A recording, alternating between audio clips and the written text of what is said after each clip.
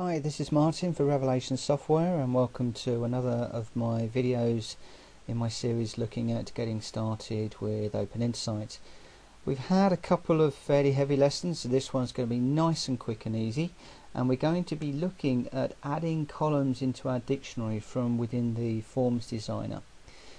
Now, it always is recommended to use the tools properly. So if you're going to be creating dictionary items, go into the table builder, create your table, and then obviously add the dictionary items in here.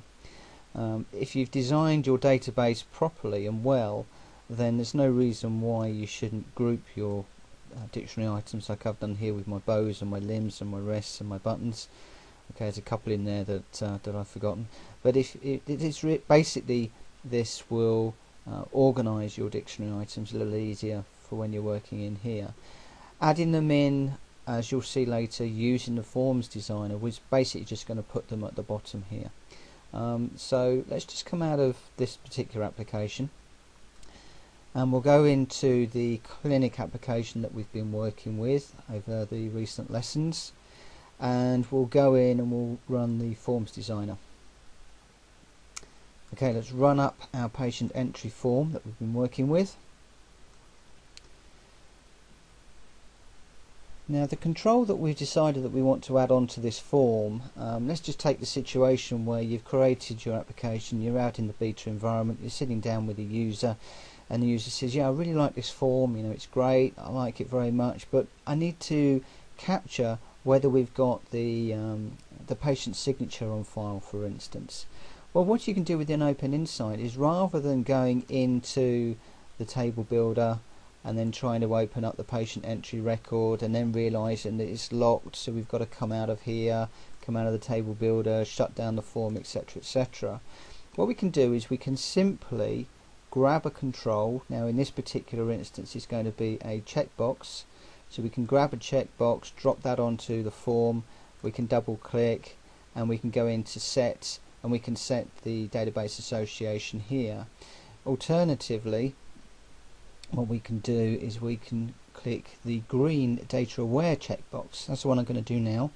So we'll take that one, drop it onto our form, and we're immediately prompted for the database association because it needs to be database aware, it needs to have something behind the scenes.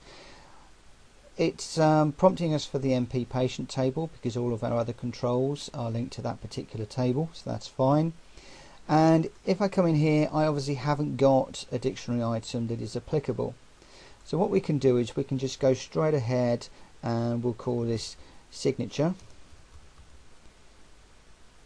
And if I want to, I can go into the details and it will say that this column does not exist. Do you want to create a new column? Yes, I do.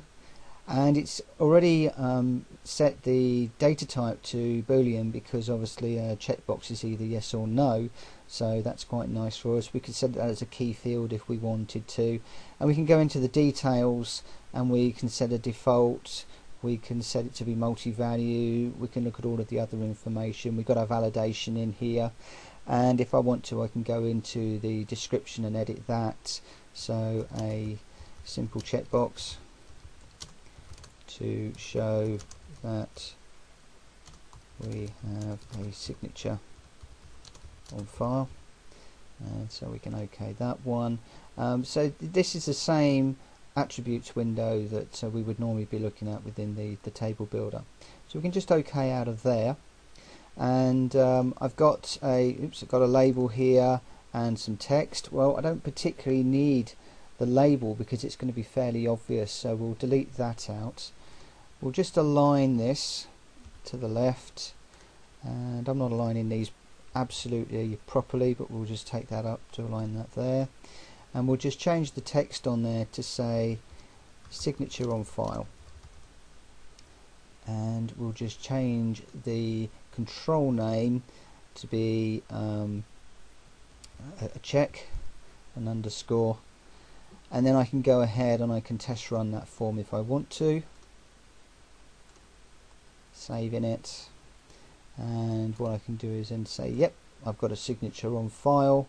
Let's save that away, and if I just come back and retest run that form, and we can see that our signature on file is now checked accordingly. So we've dropped a control on the form, made the database association, etc. Now if we come out of the forms designer and we just go into the table builder for a moment, bringing up our patient table here, then you can see that Open Insight has dropped in a new dictionary item in position 11, signature with a boolean, and you can see all of the other information. You can double click to open that up and we can see our description that we put in from within the forms designer itself.